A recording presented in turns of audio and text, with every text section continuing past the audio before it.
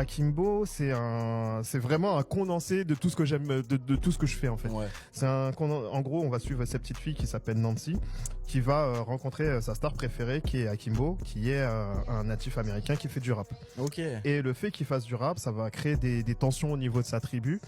Et donc, elle va être au milieu de tout ça pour essayer d'arranger les choses pour pouvoir apprécier la dernière date de sa tournée, qui se passe là où, dans le campement où Akimbo habite. D'accord. Donc, tous ces trucs-là, en fait, on retrouve un petit peu tous mes délires autour de Toriyama. Tu vois, par exemple, tu vas avoir des animaux qui parlent, Ouais. tu vas avoir vraiment de la baston, vraiment, tac.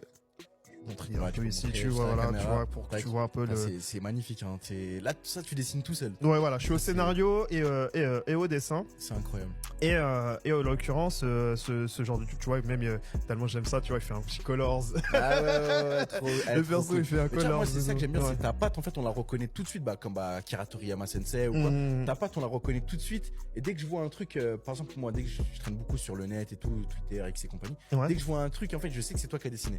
Je sais. Et ta patte, c'est justement ta patte. Comment tu te l'es créé? Est-ce que c'est venu tout seul ou est-ce que tu t'es dit, je vais prendre, par exemple, la façon de faire du nez d'un tel, les yeux d'un tel. Tu vois ce que je veux dire? C'est un peu ça. C'est-à-dire que moi, dans ma manière de comment je conceptualise les choses, c'est que je vais vraiment être curieux de tout. Je vais regarder. Pendant un moment, je lisais aussi beaucoup de BD franco-belges, beaucoup d'œuvres indépendantes, de manois, tout ça. Il y a pas de problème.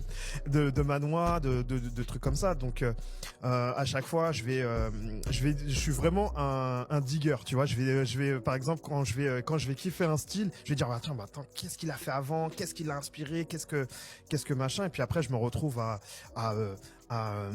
avoir plein de, tu vois, avoir mon fichier dans mon ordi avec plein de références, de trucs, tu vois, que je vais classer, de trucs et tout.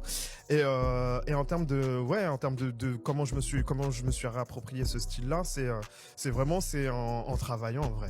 C'est que je vais tester des trucs, comme tu disais, je vais prendre les yeux, comment il travaille ces trucs-là, comment il travaille ses perspectives, ce genre de choses.